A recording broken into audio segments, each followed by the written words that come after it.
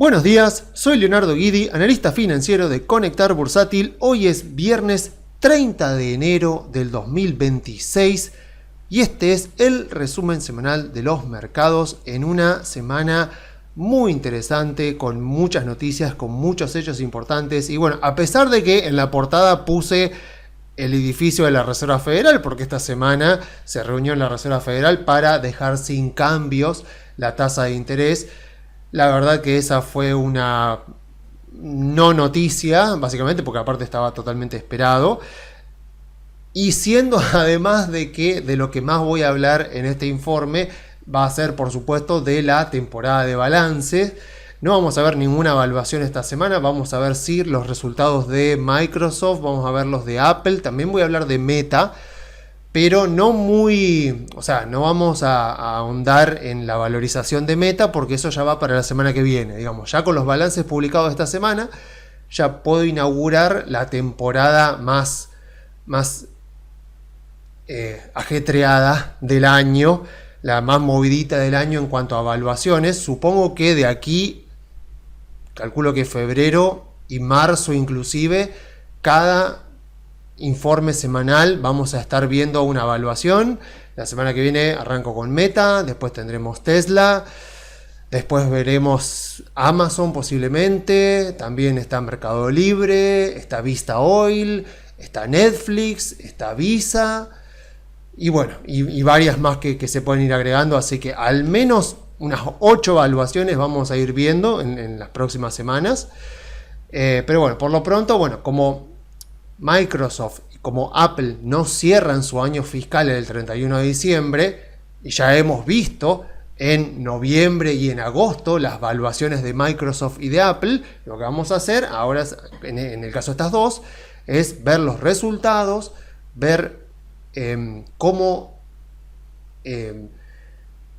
se van moviendo en base a las evaluaciones. O sea, vamos a ver qué tan de acuerdo o qué tan sobrevaloradas, subvaluadas o más o menos acorde al precio están estas dos compañías, sobre todo Microsoft, que tuvo una semana bastante interesante, y si hay alguna acción de las magníficas 7 que puede estar subvaluada, la más probable, además de Meta, que a pesar de lo que subió, para mí sigue estando subvaluada, aunque no quiero adelantar nada para la semana que viene, digo, Microsoft está bastante candidata a estar quedando subvaluada.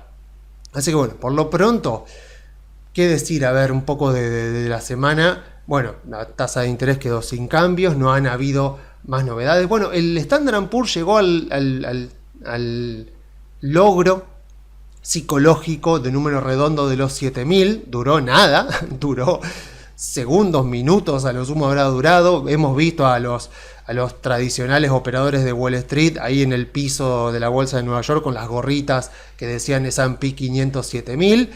Habrá durado nada, unos minutos, y ya volvió para atrás.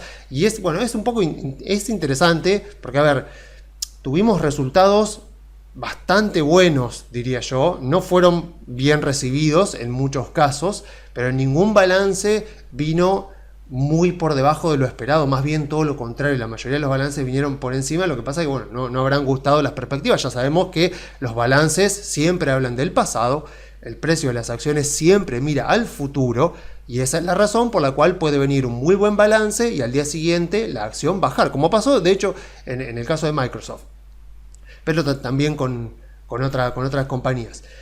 Así que bueno, a ver, a grandes rasgos yo sigo como en esta misma idea. Digo,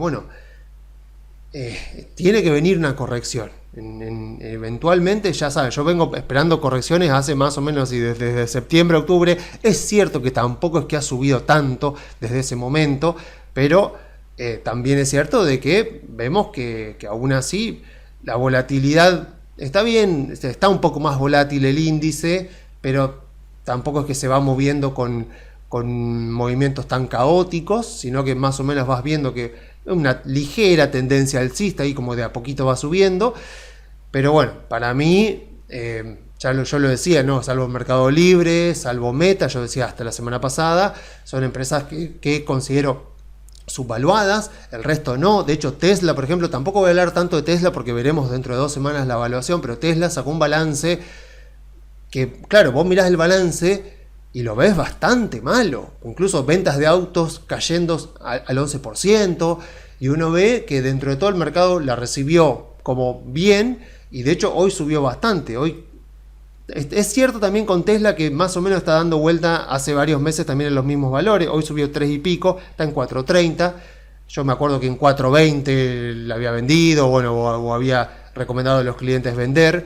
Después llegó bastante más arriba, pero bueno, es como que está también como lateralizando en rangos muy amplios, porque Tesla obviamente es una acción que en este momento está como disrumpiéndose a sí misma, está como saliendo un poco de la principal línea de negocio, o está queriendo eventualmente ir saliendo de su principal línea de negocio para dedicarse a la robótica. Entonces, claro, como es una apuesta que tiene mucho riesgo, obviamente, porque es una industria que prácticamente desde hace, bueno, es una industria que existe desde hace mucho, ¿no? Pero aún así es una industria que está como con todo por hacer y con muchas disrupciones por delante. Entonces se entiende, ¿no? Si yo miro a futuro y yo tengo que ver los diferentes escenarios que puede tener a futuro una empresa como, no sé, Coca-Cola, McDonald's, Walmart, no son tan amplios los escenarios futuros que yo puedo plantearle a esas compañías, entonces las valuaciones de esas empresas no son tan volátiles.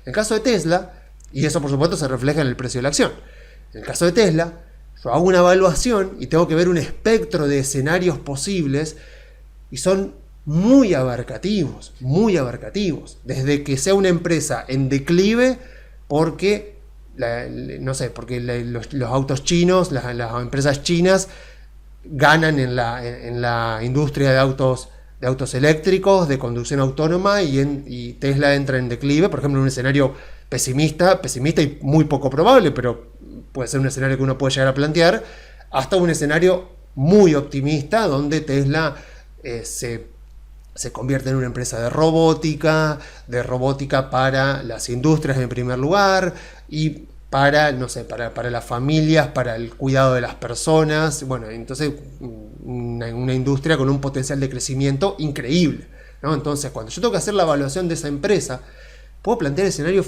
futuros extremadamente amplios, un rango de escenarios muy amplio. Por esa razón es que yo siempre, cuando evalúo una compañía, no trato yo de poner ese tipo de intención, sino de ver qué es lo que está evaluando el mercado, y en todo caso planteamos escenarios alternativos a ver qué podría llegar a ocurrir a futuro. Pero claro, justamente hablando de Tesla, la disrupción que puede provocar esa compañía si llega a tener éxito en su negocio de robótica es tan grande que cualquier evaluación que puedas hacer te puede quedar chica.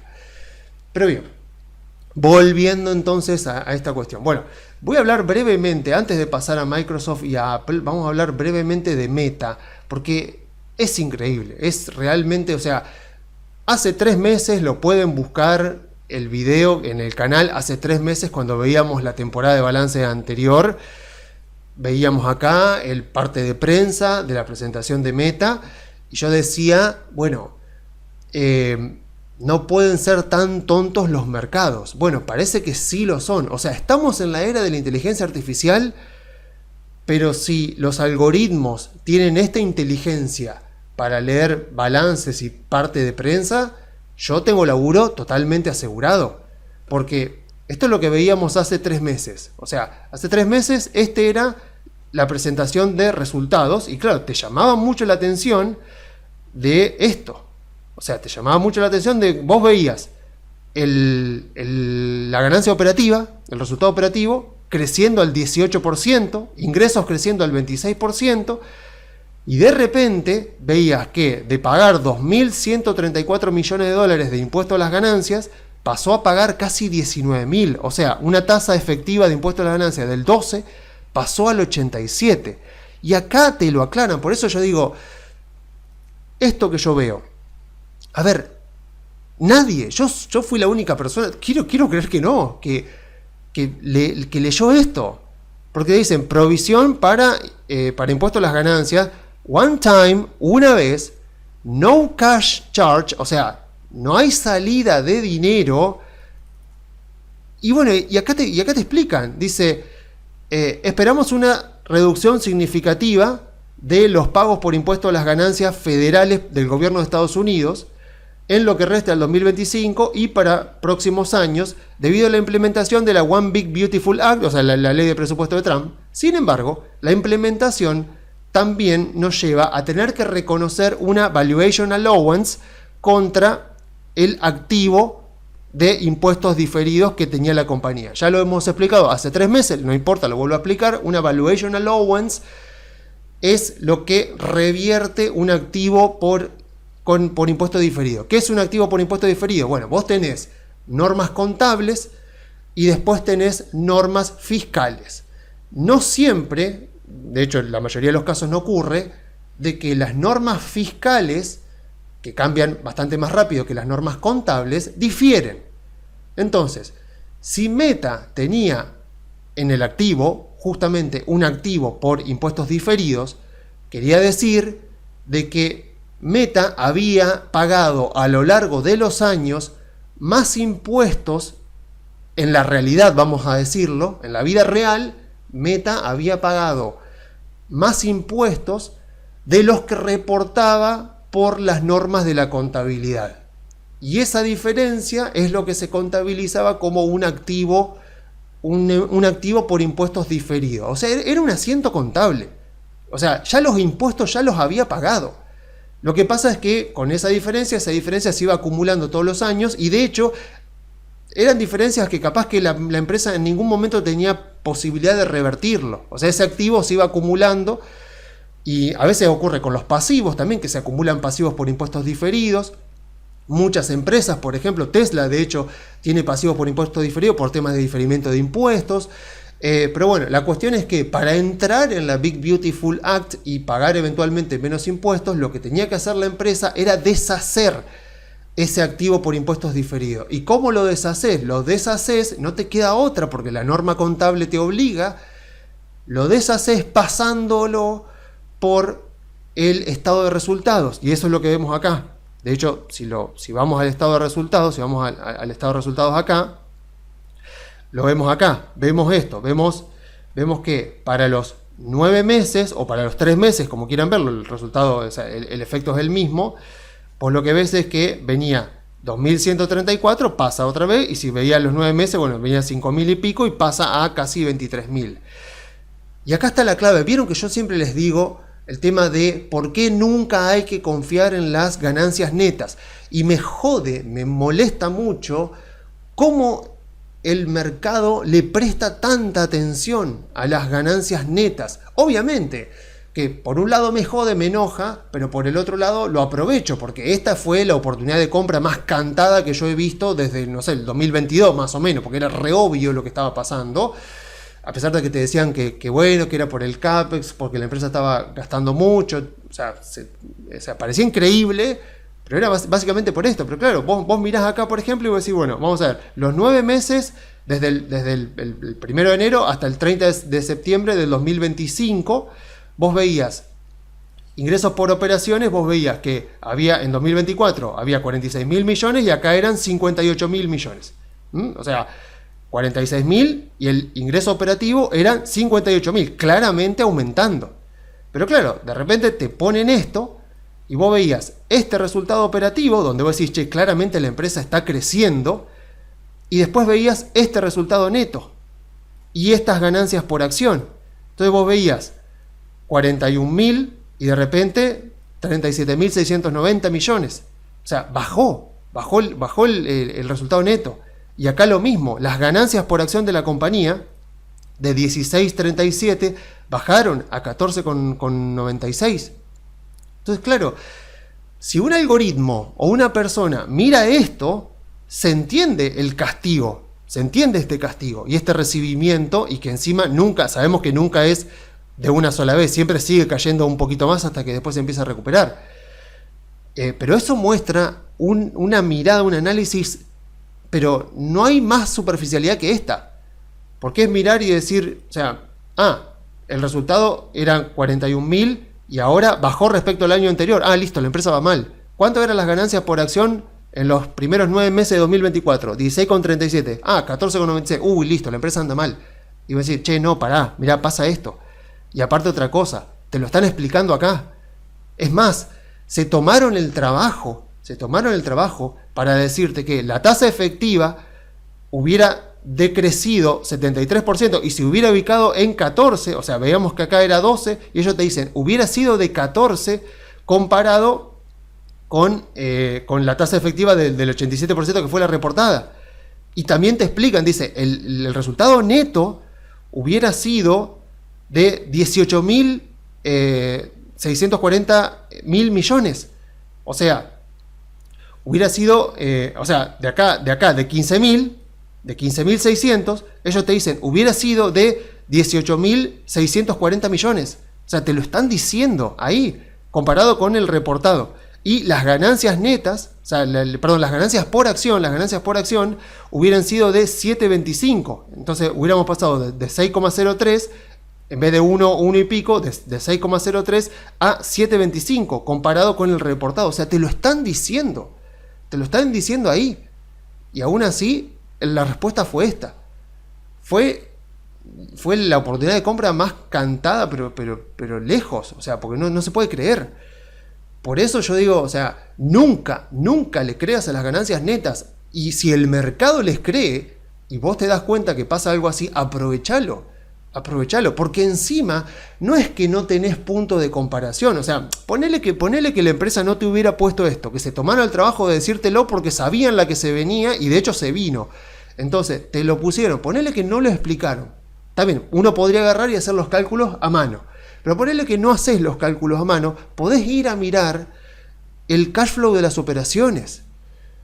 Por ejemplo, a ver, en este caso, vos decís, bueno, vamos al cash flow de las operaciones, vamos acá, Statement of Cash Flow. O sea, acá, ven que acá está el tema de los impuestos diferidos. ¿Por qué? Pues claro, porque el estado de resultados se hace con base de vengada, con lo de vengado. Y el estado de flujo de fondo, el cash flow, se hace con base caja. O sea, realmente la cantidad de caja que entra y que sale. De hecho, siempre vas a encontrar, cuando analizas esto, vas a encontrar en algún momento al inicio del periodo y al final del periodo. O sea, te van a mostrar eso.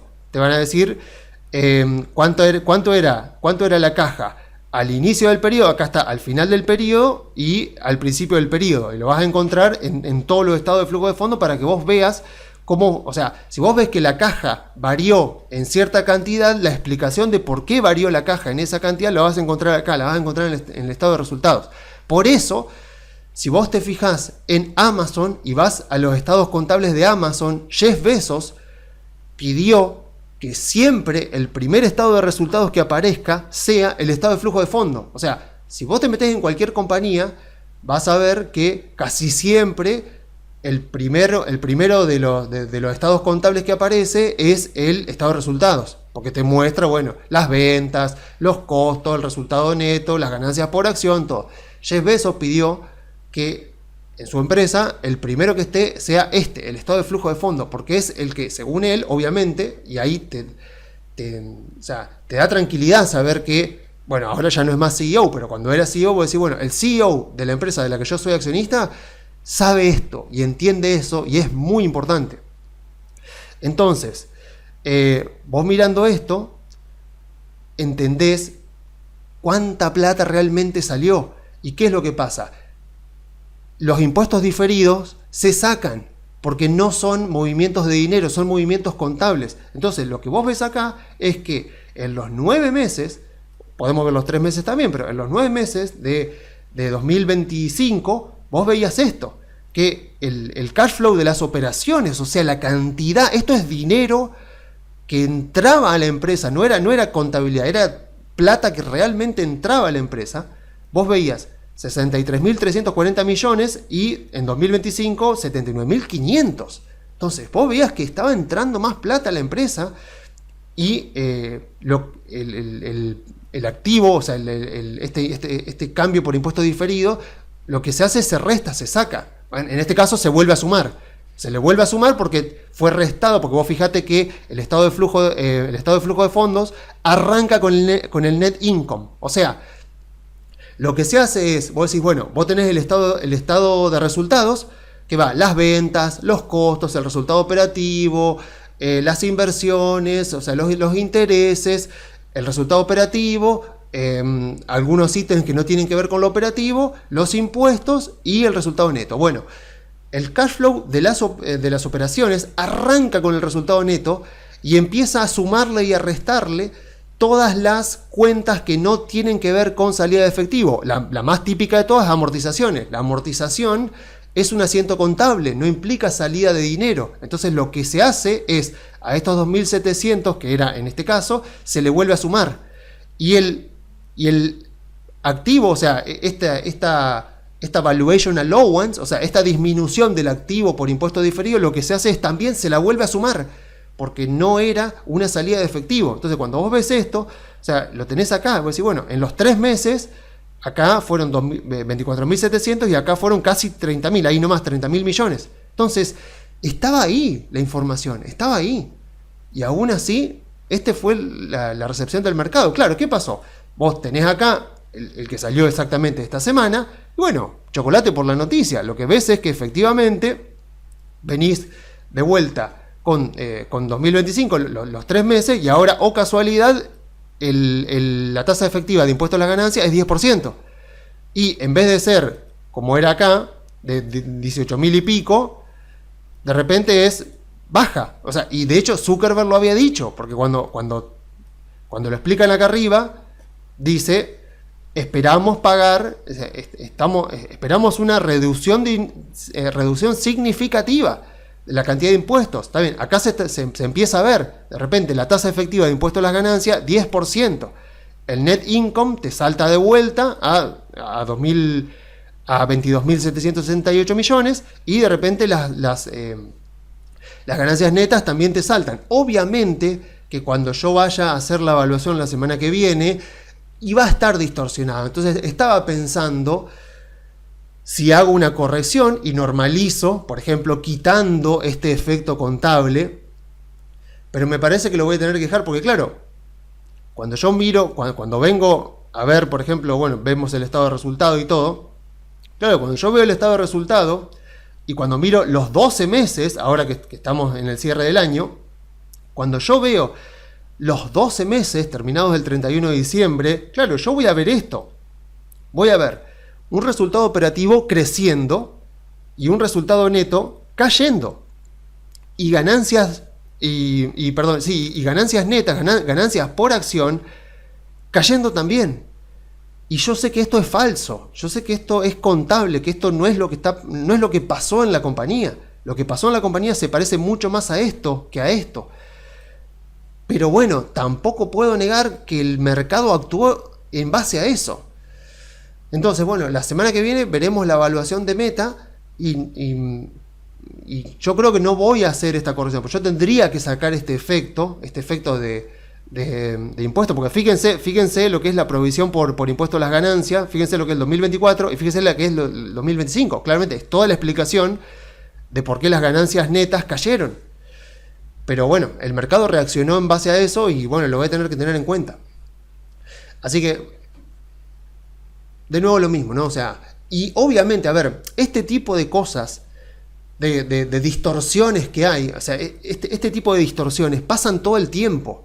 O sea, a ver, hay muchos casos en los cuales puede haber una distorsión y una distorsión grande entre el resultado operativo y el resultado neto, porque justamente hasta acá, hasta el ingreso por operaciones, vos tenés toda la actividad habitual del negocio. A partir de ahí para abajo podés llegar a tener ítems que no son habituales, pero que estás obligado a pasarlos por el estado de resultado, incluso si no significan salida de dinero. Y uno me va a decir, bueno, pero el tema de impuesto a la ganancia es habitual. Sí, bueno, pero el tema de deshacer un activo por impuesto diferido no es algo habitual. Y de hecho, no sé, o sea, en general no se nota tanto como esto. Pero a ver, por ejemplo, vamos a suponer un caso típico, un impairment. Una empresa compra un activo, vamos a redondear, compra una máquina por 10 millones de dólares. Esa máquina se va a amortizar a lo largo de 20 años, $500.000 por año. Bueno, vamos a suponer que pasan, 10 años, la máquina está evaluada contablemente, en 5 millones de dólares, le queda todavía 10 años por amortización, pero vamos a suponer que en el medio ha habido, no sé, una disrupción tecnológica, ha habido un cambio importante de tecnología en la industria, no sé, lo que sea, o ha pasado algo con esa máquina, lo que sea, pero vamos a suponer que los analistas de la compañía hacen un análisis y concluyen que el verdadero valor de esa máquina no es de 5 millones de dólares, como lo marca contablemente, sino que es de apenas $1 millón. Y que si la queremos vender en este momento, lo máximo que le vamos a poder sacar es $1 millón. Entonces sugieren hacer un impairment, o sea, se escribe impairment.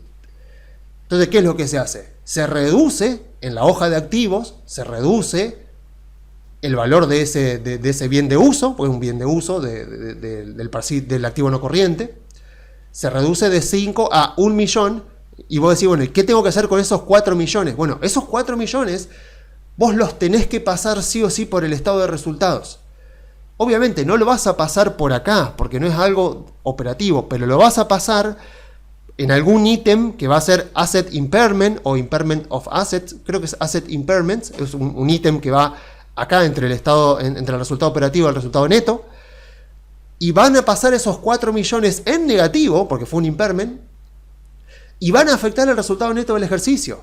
Por más que nadie tiene pensado vender la máquina, y por más que eso no implicó ninguna salida de dinero, pero como la norma contable te pide evaluarla a costo histórico o al costo de reposición o el costo de venta de mercado, lo que sería el salvage value, bueno, vos lo tenés que hacer. Obviamente las empresas tratarán de no hacerlo, pero si lo tienen que hacer, y eso te va a afectar el resultado operativo. A pesar de que no implicó salida de dinero y no afecta al negocio, pero te va a afectar el resultado operativo y te va a afectar las ganancias netas de la compañía. Obviamente, si vas al estado de resultados, si vas al estado de flujo de fondos, lo que vas a ver es también ahí una cuenta de Asset Impairment que si acá en el estado de resultados se está restando, en el estado de flujo de fondos está sumando, porque se la vuelve a sumar porque no implicó una salida de dinero. Entonces, te va a quedar distorsionado el estado de resultados, pero en el estado de flujo de fondos vos vas a ver la realidad de la compañía. Aún así, lo que nos ha mostrado el mercado en estos 3 meses es que parece que eso no lo miran. O sea, estaremos en la era de la inteligencia artificial, pero los algoritmos no son capaces de leer un párrafo. Tenés que leer un párrafo. Pero bueno, a mí me da mucha tranquilidad, yo tengo trabajo asegurado, así que en ese sentido sigan así, no hay ningún problema. Así que lo dejamos acá con Meta por esta semana. La verdad que bueno, me alegro que varios clientes hayan podido aprovechar la oportunidad. Es cierto que a pesar de todo te genera dudas, porque vos decís, che, ¿no será que el mercado está viendo algo que yo no veo? Siempre se habla de la sabiduría de las masas, de que el mercado es eficiente, entonces bueno, uno dice, ¿cómo le vas a ganar al mercado? Bueno, la verdad es que lo hemos visto, el mercado muchas veces se equivoca, a largo plazo siempre suele estar en lo correcto, pero a corto plazo se equivoca y mucho en varias ocasiones, así que hay esperanza para los analistas fundamentales, para los que nos gusta analizar empresas, para los que queremos ir un poco aprovechando el consenso, en contra del consenso del mercado. Hay esperanzas a pesar de la era de la inteligencia artificial, de que la mayoría de las operaciones las hacen algoritmos, porque bueno, por ahora estamos viendo eso, que el análisis que hacen de un balance sigue siendo bastante superficial. Así que bueno, vamos a arrancar por Microsoft, en este caso, que es con la que más tenemos cosas para contar. Bueno, ya saben, si quieren ver la evaluación de Microsoft completa, váyanse a agosto del año pasado, ahí está la evaluación completa, y hoy lo que voy a hacer básicamente es usar esa misma evaluación, ya que, como siempre lo remarco, lo bueno de hacer evaluaciones es que con que hagas una por año ya está. Entonces, la que vos haces ya te sirve para todo el año. Entonces, bueno, desde agosto lo que vemos es a Microsoft básicamente como en declive, digamos, o sea, ligeramente declive, que se aceleró bastante hacia finales del año, y ahora estamos ahí. Entonces, de las 7 magníficas, esta es una de las que uno diría, che, si hay una probabilidad de que alguna esté subvaluada, lo más probable, visto lo que ha ocurrido con las otras, no sé, Amazon tuvo un año bastante mediocre, Apple un poquito mejor, Google y Nvidia años espectaculares. Entonces, bueno, Tesla ahí con mucha volatilidad, pero también un año más o menos. O sea, entonces Microsoft es la que más se notaba en declive de todas las tecnológicas, o sea, de las más relacionadas con inteligencia artificial. Y en este caso, bueno, a ver, si yo miro el balance, no vino para nada mal. O sea, de hecho, si yo tomo mi evaluación, esta evaluación está fechada el 22 de agosto del 2025. Esperen que voy a cambiar el precio. Vamos a poner el precio actual, 4.30. Vamos a poner acá 4.30 para ver. Y uno dice, ojo, o sea, ojo, 18%. A ver, hasta por menos de un 20% yo no consideraría una oportunidad de compra. Bueno, ahora estamos ahí, está ahí nomás. Porque digo, ponele que me dé, yo hago una evaluación y me dé, que lo podemos ver ahora con Apple, que me dé, no sé, 10% subvaluada.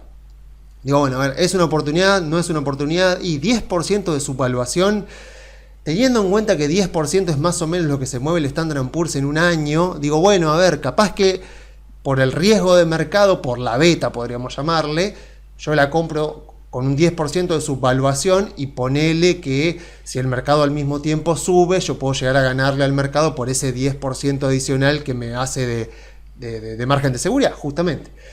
Pero no sé, tanto Peter Lynch como Warren Buffett te dirían que un 10%, o el mismo Charlie Munger, más que nada Charlie Munger te diría que como un 10% como que no es tanto, o sea, no es un margen tan importante. Pero bueno, acá ya estamos cerquita del 20%, ya esto ya luce bastante más interesante.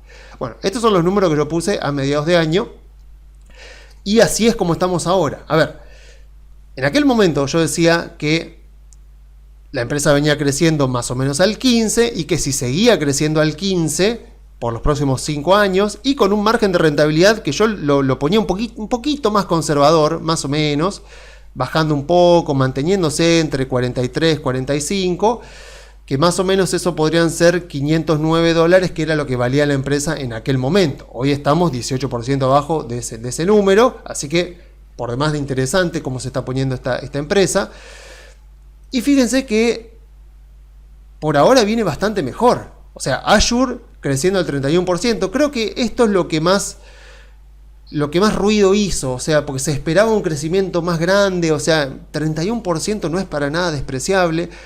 Office 365, bueno, también 16%. O sea que Office 365 uno podría decir que es un segmento de negocio que, a ver, vos mirás los otros segmentos de negocio y vos decís, a ver, Xbox está cayendo, LinkedIn crece, pero es nada, es muy chiquito, lo que es Windows y las computadoras que venden también es, o sea, vos lo que ves acá es todos segmentos muy maduros, segmentos muy chicos, de muy poco crecimiento, y dos segmentos que son los que realmente están moviendo a la compañía. El segmento de Office 365, que se ayuda un poco con Copilot, y Azure. El tema es que, por ejemplo, no sé, yo nunca lo he usado, pero dicen que Copilot como que deja mucho que desear, como que todavía no cumple las expectativas, pero a ver, si hay una empresa en todo el ecosistema de inteligencia artificial que está asociada a OpenAI, esa es Microsoft.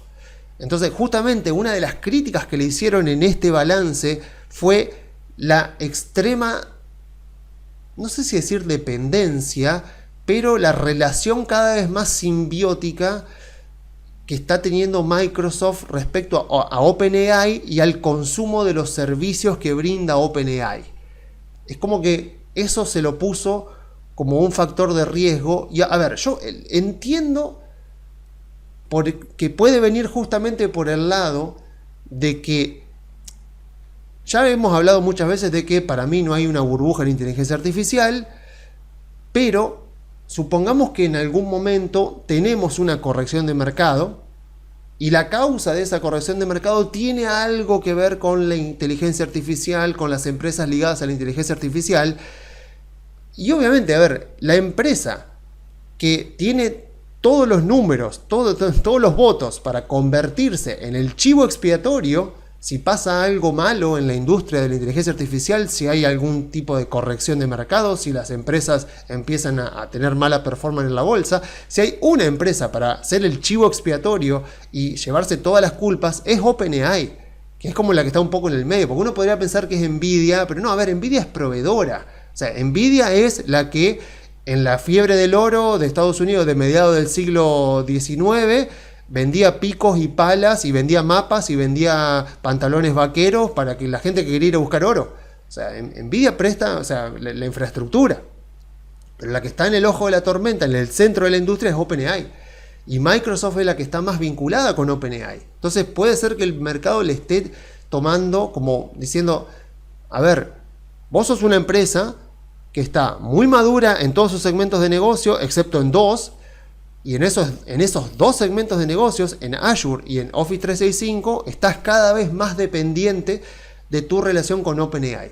No sé, yo no lo veo como algo malo, pero bueno, ponele que el mercado la pudo haber castigado un poco con eso, pero lo cierto es que vos mirás el balance y se acuerdan que yo decía 15% y acá está creciendo al 17%. Obviamente, a ver, si vos me preguntás, che, ¿vos ves probabilidad de que Microsoft siga creciendo al 17% por los próximos 5 años? La verdad que no. Ahora, qué sé yo, un 15 podría llegar a ser, no sé, podemos bajarlo un poquito más. Pero miren incluso el margen operativo. O sea, mirás el margen operativo, 47% de margen operativo. Yo acá en ninguno de los casos puse eso. Es cierto, como ya lo he comentado muchas veces, que si yo acá cambio estos números y pongo 47%, esta evaluación no me va a mejorar mucho. Porque recuerden que yo siempre comento que cuando vos tenés una empresa con altos márgenes de rentabilidad operativa, mejorar más los márgenes no crea mucho valor para el accionista. Lo que tenés que hacer si tenés ese tipo de compañía o estás dirigiendo una compañía de ese estilo es enfocarte en crecer. Porque eso es lo que, al ser tan rentable la compañía, cada dólar adicional de ingresos casi cae completamente al resultado operativo y eventualmente al resultado neto. En cambio, cuando tenés una empresa como Walmart, por ejemplo, como Costco, de muy bajo margen de rentabilidad, lo que tenés que hacer ahí es no tanto enfocarte en crecer, sino en mejorar la productividad. Entonces, en el caso de Microsoft, que sea el 47% o que mantenga un 47% de margen operativo está muy bien, pero no es lo que más valor le va a crear al accionista. Lo que más valor le va a crear es que crezca. En este momento la empresa está superando las expectativas. Entonces digo, a ver, tengo un balance que está superando lo que yo puse acá. Es cierto que yo acá puse por 5 años y eso ya lo hemos visto también en informes anteriores cuando veíamos los Basebook de Mabousin. Mabousin te mostraba históricamente cuántas empresas habían crecido a X ritmo dependiendo de las ventas. Bueno, para una empresa como Microsoft, que está en ventas de más de 300.000 millones de dólares, crecer al 15 es, a ver, no es imposible, pero sí es una probabilidad baja que logre crecer tanto. Pero bueno, a ver, este escenario es más realista que el 17%. Entonces, a ver, digo, ¿es una oportunidad de compra Microsoft? A ver, si alguien me dice, compré Microsoft hoy, no me opondría. No lo vería como algo malo. El tema es que, vieron que en la bolsa está ese dicho que dice que, bueno, cuando un cuchillo está cayendo, no trates de agarrarlo porque te vas a cortar. Un poco de razón hay en eso por el tema del momentum, del efecto del momentum, del impulso. Bueno, de hecho lo podemos ver con Meta, que lo veíamos recién. Si lo vemos con Meta, vemos esto, ¿no? Vemos que cuando cae, post balance, vemos que el post balance cae un 11%, pero después vemos que cayó otro 11% adicional. O sea, que siguió cayendo bastante durante las próximas semanas. Entonces, a ver, no tengo la bola de cristal, no tengo idea qué va a pasar, pero digo, con Microsoft se puede dar esto mismo por un puro efecto de momentum, de impulso, de que, bueno, pasó esto y rara vez ocurre que vos tenés una empresa que reporta un mal balance. Lo mismo pasa, por supuesto, cuando reportan un buen balance, pero digo, rara vez tenés una empresa que reporta un mal balance, tiene estos 2 días así y que la semana que viene ya arranca y recupera todo lo perdido. No es lo más probable, a veces pasa, es muy poco probable que pase. Lo más probable es que ya tuvimos esta baja del 10% más o menos, lo más probable sería como que por lo menos por las próximas 2 semanas siga cayendo un poco más. Entonces ahí se me torna bastante interesante. Yo digo, no sé, a ver, supongamos que cayó un 10%. No quiero soñar con que caiga un 10% adicional. Pero bueno, no sé, me fijo y digo, bueno, a ver, digo, no sé, vamos a suponer que de acá cae, no sé, otro 5%. Vamos a suponer que, no sé, que viene por acá. Y bueno, a ver, a 408. Vamos a suponer que se viene, no sé, a 408. Y digo, bueno, ponemos acá, no sé, ponemos acá un 408, que se venga. Y ahí ya tengo un 25%. Ahí ya sí que me gusta bastante más porque ya tengo un margen de seguridad bastante grande. Y si este 15 no se cumple, pero se cumple un 14, lo que sea, bueno, aún así tengo margen de seguridad. Entonces, tipo en 408, 410, digamos, en este tipo de valores, o sea, si durante las próximas 2 semanas Microsoft te cae un 5% más, ahí alguien me dice, che, compré Microsoft a 408, 405, por ahí esa zona, buenísimo. Buenísimo, me parece que ahí estaría, obviamente que si eventualmente llega lo voy a comentar en este tipo de informes, pero bueno, por lo pronto, repito, si alguien me dice, no, bueno, yo compré hoy, bueno, listo, está bien, o sea, a ver, estás comprando una empresa que según mi evaluación, según mi opinión, aparenta estar subvaluada. El tema es que no creo que el castigo que recibió ahora se quede acá, que eventualmente tendrá un par de semanitas más de baja donde la pueden golpear, y ni que hablar si eventualmente se viene la corrección, o sea, si de aquí a los próximos 3 meses que salga el próximo balance viene efectivamente algún tipo de corrección o una toma de ganancia, un -5 en el Standard & Poor's, y no les quepa ninguna duda de que Microsoft va a reaccionar de manera más exagerada de lo que va a reaccionar Meta, por ejemplo, porque ya viene con un mal balance presentado, ya viene con una carga de negatividad encima que puede llegar a durar, como pasó con Meta, ¿no? Puede llegar a durar hasta el próximo balance. Así que bueno, eso entonces lo dejamos ahí con Microsoft. Voy a cerrar esto. Vamos a cerrar esto para que me quede entonces acá Apple. Esta evaluación es del 18 del 11. 18 del 11. Y, a ver, vamos a ver la cotización de Apple.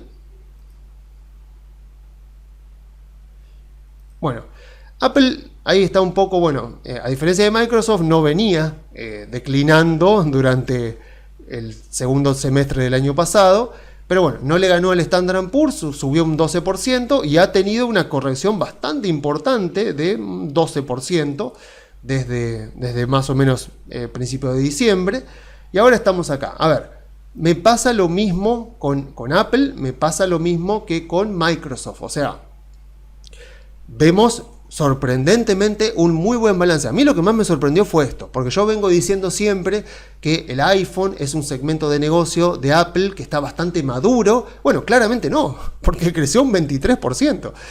Después vos mirá, y entonces acá está, o sea, vieron el caso que teníamos a Microsoft donde decíamos, es una empresa muy madura, con 2 segmentos de negocio, por suerte los 2 más grandes, que son los que más están creciendo.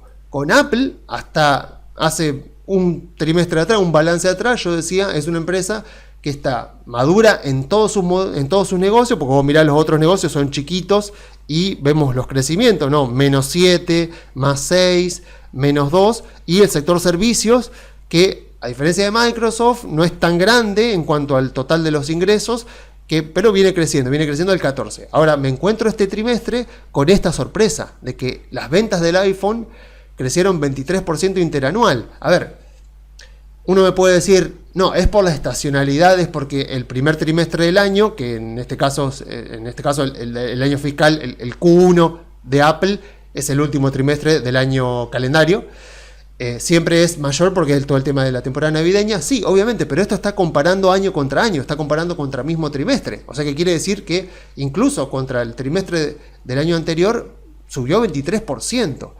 Y las ganancias 16%. Entonces, esa empresa que yo estaba viendo acá hace 3 meses, que de repente yo decía, che, crecimiento de casi el 8%, decrecimiento, crecimiento ahí a la inflación, a la tasa de inflación, 6,4%, crecimiento de un dígito. De repente yo decía, che, para justificar este precio que tenía Apple en ese momento, 2,71 en aquel momento, cuando yo hice la evaluación, de repente la empresa tenía que estar creciendo al 14% y yo lo veía algo tan lejano y tan poco probable que yo decía, bueno, esta empresa está cara. De repente está creciendo al 16% y el precio hoy es 2,59, vamos a ponerle 2,59 acá. Acá vamos a ponerle 2,59. Bueno, tampoco es que cambió tanto, ¿no? O sea, de mi evaluación anterior, entonces esto es lo que yo digo, a ver, si yo tengo esto, digo, bueno, es lo mismo que nada, o sea, un 5% de subvaluación para mí está bien valuada, está más o menos ahí, en el rango de error normal, o sea, como que el mercado dentro de todo la está evaluando bien. El tema es que no me creo esto, o sea, va a tener que venir con varios trimestres así Apple, para convencerme de que salió de esto, porque tenemos 4 años así, decreciendo, creciendo muy poquito, creciendo en el mejor de los casos a un dígito. Entonces, viene así hace 4 años. De repente me mete un balance sumamente atractivo, pero fíjense que el mercado tampoco compró mucho, o sea, tampoco es que el mercado compró mucho la expectativa. Porque yo pregunto esto, digo, bueno, a ver, ¿esto es sostenible? O sea, las ventas del iPhone, ¿realmente revivieron por alguna razón? Porque el sector servicio yo creo que es justamente la mayor apuesta que tiene Apple, pero aún así está creciendo, o sea, sigue siendo una parte muy minoritaria del ingreso, pero aún así está creciendo al 14%, bueno, está creciendo más que los otros segmentos de negocio. El trimestre anterior crecía más que el iPhone incluso. Entonces, mi cuestionamiento es, ok, incluso si creciera, vamos a suponer que se va a mantener el crecimiento del 16%, lo cual ya es un supuesto bastante importante teniendo en cuenta el tamaño de Apple. Si crece al 16%, claro, miren a dónde se va. ¿Por qué? Por el altísimo margen de rentabilidad, porque fíjense el margen de rentabilidad, 35% de margen operativo, 35% de margen operativo, y yo acá le planteo menos margen operativo. Y aún así me dice, che, si esta empresa crece al 16%, es una locura. O sea, está subvaluada. Mi preocupación es si es capaz de lograrlo. O sea, si es capaz de lograr eso. Entonces, claro, si crece al 14%, por ejemplo, si crece al 14%, está bien valuada como está ahora. Si crece al 16%, si el trimestre que viene crece al 16% y uno empieza a notar que es algo que puede llegar a ser sostenible, y yo encuentro, o sea, a ver, el trimestre que viene, ¿qué voy a estar mirando? Voy a estar mirando las ventas del iPhone, a ver si efectivamente sigue creciendo a ese ritmo interanual, y si los servicios siguen creciendo más o menos a lo mismo o aceleran, que es lo que más me importa, porque el margen de rentabilidad sé que lo más probable es que lo mantenga, porque el margen de rentabilidad tiene mucho que ver con la estructura de la industria y con ventajas competitivas que esta empresa ya ha demostrado que son muy duraderas. Entonces esto no me preocupa. Lo que yo quiero ver es esto. Porque si efectivamente crece al 16%, entonces está muy subvaluada, está un 20% subvaluada. Pero si no llega a sostener esto, si volvemos a lo de antes, entonces es una empresa que sigue estando cara. El mercado por ahora no se entusiasmó tanto. Ojalá que no me gane, o sea, ojalá que esperemos, pues yo no la puedo recomendar ahora, porque sí, obviamente si se mantuviera este crecimiento, obvio que la recomendaría y diría, sí, compremos ya Apple, porque está un 20% subvaluada. Pero mi pregunta es si esto es sostenible o fue algo propio de la temporada navideña, fue algo puntual que ocurrió. Tendría que ponerme a leer bien el parte de prensa y la conference call, o sea, a ver si Tim Cook comentó algo al respecto, a ver de por qué subieron tanto las ventas del iPhone. Pero en todo caso, digo, a ver, Apple me viene defraudando ya hace como unos 2 años, entonces digo, voy a esperar al próximo balance.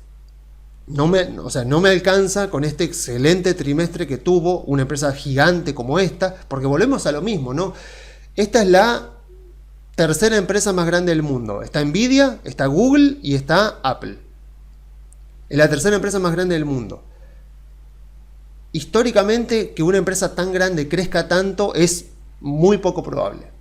Entonces necesito ver que los catalizadores de este crecimiento sean sostenibles y que no sea algo estacional, que no sea algo que pasó ahora puntualmente por algo que ocurrió en el último trimestre y que no se va a volver a repetir. Así que en todo caso lo que haré esta semana, además de hacer la evaluación de Tesla, de Meta, será ver un poco la conference call de Apple, a ver qué se dijo, a ver un resumen de lo que se dijo, para ver qué pasó que creció tanto la venta de iPhone, porque volvemos a lo mismo, o sea, la parte de servicios yo entiendo que estratégicamente la empresa quiere hacerla crecer todo lo posible, pero a pesar de eso, Apple es una empresa que sigue teniendo una extrema dependencia de la venta de los iPhones.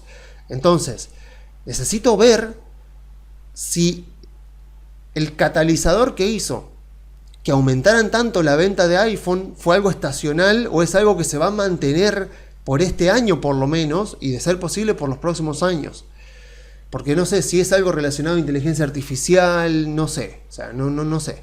Entonces, quiero verlo bien porque digo, por ahora voy a ser precavido, no voy a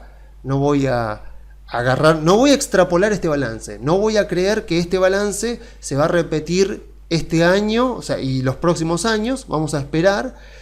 Así que Microsoft parece ser, está muy cerca de ser una gran alternativa de compra. Apple por ahora, muy lindo balance, pero todavía no me termina de convencer. Así que bueno, lo dejamos acá para la parte de Estados Unidos. Yo, como decía, sigo esperando la corrección. Dentro de todo, bueno, yo también pensé que con el anuncio del candidato de Trump a la Reserva Federal, que es un candidato que, a ver, no es de los más bajistas con la tasa de interés, no es de los más dovish, pero es uno de los más dovish que hay, con lo cual tenemos muy altas chances de que este año veamos varias, más de una, bajas en las tasas de interés. Yo pensé que eso iba a ser celebrado por el mercado, no lo fue. Los balances de la compañía vinieron en su mayoría bastante bien, superando expectativas. Tampoco, o sea, tuvimos brevemente un pequeño récord histórico ahí, pero nada más. Digo, bueno, Meta me sigue pareciendo subvaluada, pero vamos a ver bien, vamos a ponerle números a la cosa la semana que viene. Tesla me sorprendió el mal balance, pero entiendo que la gente, los accionistas no la castigan porque están comprando una expectativa de futuro muy importante. Así que en el mientras tanto seguiré exactamente con la misma estrategia. Y entonces con esto terminamos la parte de Estados Unidos y vamos a ver qué pasó en Argentina, donde, bueno, a ver, muy interesante para contar cosas que pasan normalmente en el mercado y que, por más que se repiten, no dejan de sorprenderme. Hace 3 meses, noviembre, diciembre, enero, hace 3 meses que las acciones argentinas en dólares vienen lateralizando. ¿Cuándo aparecen los clientes a querer comprar acciones argentinas? Ahora. O sea, hace 3 meses que vienen lateralizando, que hablamos, que bueno, que comentamos de lo que está pasando con la nación argentina, de las oportunidades de compra, de que van mejorando los fundamentos, todo. ¿Cuándo aparecen a querer comprar? Cuando ya el riesgo país bajó de 400 puntos y cuando ya hubieron empresas que empezaron a subir bastante. No sé, si miro Vista Oil, por ejemplo. Si miro Vista Oil, de repente veo esto. O sea, 3 meses así, ¿cuándo aparecen los clientes a comprar? Acá. Y uno dice, pero los fundamentos ya estaban. De hecho, vamos a ver, seguramente en febrero veremos la evaluación de Vista Oil. Pero digo, estaba clarísimo, era una empresa que está subvaluada. Entiendo que el precio del petróleo un poco distorsione y genere volatilidad, pero la empresa está subvaluada sin lugar a dudas. O sea, y está siguiendo, fíjense que a pesar de ser un CDR que tiene sede, la empresa tiene sede en Estados Unidos, toda la producción está acá en Argentina, así que se mueve como si fuera una acción argentina. Y vemos esto exactamente igual a lo que estuvimos viendo en acciones argentinas, de repente ahora a $60 ya volviendo a récord histórico. ¿Cuándo aparecen todos acá? O sea, claramente en el mercado financiero no se cumple la ley de oferta y demanda que se cumple en el resto de la economía. O sea, la ley de oferta y demanda, cuando el precio sube, la demanda baja. No, cuando el precio sube, en el mercado financiero la demanda sube. Y cuando el precio baja, como pasó con Meta, como puede estar pasando con Microsoft ahora, cuando el precio baja y las cosas están en oferta, la demanda baja en vez de aumentar. Pero bueno, esperemos que nosotros no vayamos en contra de la manada. Justamente hacemos tanto análisis, analizamos compañías justamente para ir en contra de la manada cuando realmente consideramos que tenemos información respaldatoria que nos permite decir que estamos en lo correcto. Pero bien, son cosas que pasan nuevamente, o sea, a querer comprar bonos, de repente los bonos, el riesgo país en 470 y pico más o menos, o sea, las acciones finalmente saliendo de este letargo, de este amesetamiento que estuvieron durante los últimos 3 meses. Bueno, veremos, ojalá que sea finalmente la salida, porque vieron, como ya lo hemos comentado en estos 3 meses, cada vez que tenía que hablar de Argentina, siempre tenemos esto, ¿no? Tenemos este tipo de movimientos donde de repente tenemos varios meses, como pasó acá en 2024, varios meses de lateralización, incluso acá lateralización con bastante más volatilidad que la que vivimos estos 3 meses, y acá encima un poco a la baja, y de repente cuando se dispara, se dispara. Entonces, justamente la cosa que hablaba con los clientes, che, a ver, si querés comprar acción argentina y tenés plata importante que tenías guardada ahí, que ahora la querés invertir en acciones, en bonos argentinos, bueno, ten en cuenta de que esto cuando acelera mucho, y que, a ver, no estamos tampoco tan lejos en el tiempo y en objetivos para tomar ganancia. O sea, yo comentaba siempre los 400 puntos de riesgo país.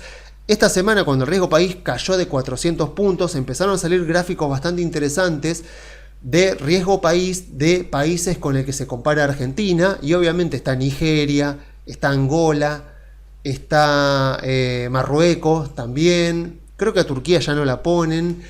Colombia también está, Ecuador también está, por supuesto, El Salvador. Bueno, más o menos uno mira eso y dice, bueno, a ver, 350 puntos. Vamos a extendernos un poquito más, no digamos 400, vamos a decir 350 puntos. Ahí sí lo ponemos como objetivo inamovible, porque uno dice, bueno, ahora que está acercando a 400, lo corre a 350, cuando esté en 350 que lo va a correr a 300. Bueno, a ver, lo corremos un poquito teniendo en cuenta esta información que surge de países similares con los que se compara Argentina, que están por debajo de 300 puntos de riesgo país. Uno dice, bueno, a ver, Argentina, 350 puntos de riesgo país es alcanzable. Bueno, con Macri se alcanzó cuando no estaba nada por hacer, había déficit fiscal, había una alta inflación, ahora había déficit de cuenta corriente, había endeudamiento, bueno, todo lo que conocemos desde la época de Macri, y ahora nada que ver. Ahora hay superávit fiscal, hay balanza comercial positiva, hay un tipo de cambio bastante más flotante. El Banco Central el Banco Central compró más de $1.000 millones de reservas. Está bien, no es tanto en comparación con lo que se espera de los bancos centrales que tengan en reservas, pero para Argentina es un montón. Y eso es exactamente lo que el mercado le pide. O sea, ¿por qué se están despertando las acciones argentinas y los bonos argentinos? Bueno, porque el Banco Central está haciendo lo que el mercado le pide. Si viene un empresario a invertir en Argentina, a invertir en la economía real, invierte dólares, quiere que el día de mañana que tenga que sacar, por ejemplo, dividendos para llevárselos afuera, que no tenga que cambiar pesos por dólares a un tipo de cambio muchísimo más elevado, que esté depreciado respecto a lo que esa persona trajo cuando invirtió por primera vez. Entonces eso genera más previsibilidad. O sea, las reservas internacionales son la última línea de defensa del tipo de cambio, la última línea que tiene el Banco Central, la última herramienta que tiene y la más importante que tiene el Banco Central, sobre todo un país tan frágil como Argentina, para defender el valor de la moneda, el tipo de cambio. Entonces, ver que se va en esa dirección, y no solo que se va en esa dirección, sino que se va en esa dirección en un mes que históricamente suele ser malo para las reservas, porque está todo el tema del turismo. Pero claro, ¿qué pasa? Hay muchas empresas argentinas endeudándose en el exterior, hay provincias, Córdoba de hecho salió con una colocación de deuda, Santa Fe también, y esos dólares que ellos reciben en el exterior después vienen y los cambian, y eso le permite al Banco Central acumular reservas. Entonces, imagínense, bueno, cuando lleguemos a la cosecha, o sea, en abril, marzo, así que debería seguir acumulando, debería seguir esta dinámica positiva de acumulación de reservas. Entonces digo, ok, todavía estamos a tiempo. El tema es que, claro, cuanto más baja el riesgo país, más suben los bonos, más suben las acciones. Obviamente, cuanto más alto compras, es un tema de sentido común. Cuanto más alto compras, menos tenés para ganar y más chances tenés de quedar enganchado en una corrección de mercado o bueno, o en alguna burbuja, en alguna sobrevaluación. Entonces, por suerte, digamos, a diferencia de lo que me pasó en la época de Macri, digo, bueno, ahora aprendí muchísimo más, entonces, bueno, podemos hacerle evaluaciones a las empresas argentinas, sobre todo a los bancos, e iremos viendo cada 3 meses cómo se mueve la evaluación de Banco Macro. Si creo que no es más representativo, pasaremos a la evaluación de Galicia o de otro banco, pero calculo que con Macro y con Galicia vamos a estar bien, y entonces los utilizaremos de termómetro para ver las evaluaciones. Pero a ver, el riesgo país en 350 puntos. Miraremos las evaluaciones de los bancos y el price to book value de Banco Macro ya está por arriba de 2, cómodamente por arriba de 2. Si vemos a empresas argentinas emitiendo acciones nuevas, si vemos a empresas argentinas que no cotizan en bolsa salir a cotizar en bolsa, y todas esas van a ser señales que van a justamente marcarnos que estamos en el fin del ciclo y que es momento de tomar ganancias. En el peor de los casos, como dije, para diciembre de este año estaremos tomando ganancias de todas maneras para no quedar invertidos en Argentina en el año electoral de 2027. Y de hecho, justamente uno de los riesgos, yo sé que estoy hablando de Argentina, pero uno de los riesgos que se menciona en Estados Unidos, para decir, bueno, este mercado alcista puede llegar a terminar en Estados Unidos durante este año, y la única señal que se marca como posible indicador justamente de que podríamos estar en la última etapa del mercado alcista comenzado en 2022, es que este año se vienen IPOs, o sea, ofertas públicas iniciales de acciones de empresas muy importantes como Anthropic, por ejemplo, que es la creadora de Claude, un modelo de lenguaje de inteligencia artificial muy usado y muy potente. Y la otra es SpaceX de Elon Musk, que también planea salir a bolsa este año. Entonces dicen, cuando empresas muy grandes salen a bolsa, se suele tomar como un indicador de que podemos estar en la última etapa del ciclo. Bueno, en Argentina, en la época de Macri, fue exactamente así. Exactamente así. Mirás lo que fue el último trimestre de 2017 y ves justamente eso. Muchas empresas del Merval emitiendo acciones, Central Puerto saliendo a cotizar a bolsa y otras más, Loma Negra saliendo a cotizar a bolsa, empresas saliendo, aprovechando que las valuaciones están muy altas, y mucho apetito por riesgo argentino, mucho apetito por bonos argentinos y una macroeconomía que seguía estando muy deteriorada. En este caso no va a ser así, pero por un tema de oferta y demanda, o sea, si vienen muchos flujos a invertir en bonos y en acciones argentinas, la oferta que hay es muy poca. Entonces, ante tan poca oferta y tanta demanda que puede llegar a venir, es casi obvio que eventualmente durante este año veremos en algún momento niveles de evaluación de empresas argentinas que pueden llegar a estar exagerados, y ojalá que yo me pueda dar cuenta a tiempo, que lo pueda avisar a los clientes y que pueda avisarlo en todo caso también en estos videos. Porque bueno, de a poco ya se van dando recuperaciones importantes. De hecho, esta semana tuvimos la de Autopista del Sol. Autopista del Sol esta semana sigue estando subvaluada para mí, pero bueno, tuvo una suba bastante importante, porque bueno, se aprobaron aumentos de tarifas. Pero bueno, si uno mira Autopista del Sol en relación a lo que estaba a finales de 2024, uno dice, bueno, estamos más o menos acá, hasta finales de 2024 está un 22% abajo en dólares, todavía. Entonces, y si uno mira, no sé, Transportadora de Gas del Norte creo que está un 25% abajo, y bueno, y los bancos también. O sea, ahora cuando recomiendo bancos a los clientes, compramos Galicia más que nada, porque Banco Macro es el que más ha subido. En vez de Galicia todavía está en un 25, más o menos en un 27, Banco Macro está más en un 20. Pero bueno, para evaluar voy a utilizar Banco Macro porque me parece que es el más sólido, el que tiene la mejor hoja de activos. Uy, me equivoqué acá, Argentina. Así que bueno, no hay mucho más para decir. O sea, a ver, como dije, Banco Galicia, Ecogas, Autopista del Sol, no sé, Transportadora Gas del Norte, Vista Oil, YPF, son todas empresas que yo sigo considerando que están subvaluadas y que eventualmente, ojalá que este sea el inicio de este final de este amesetamiento, de este letargo de las acciones argentinas, que este finalmente sea ese inicio de un nuevo rally alcista, de un nuevo ciclo alcista de las empresas argentinas.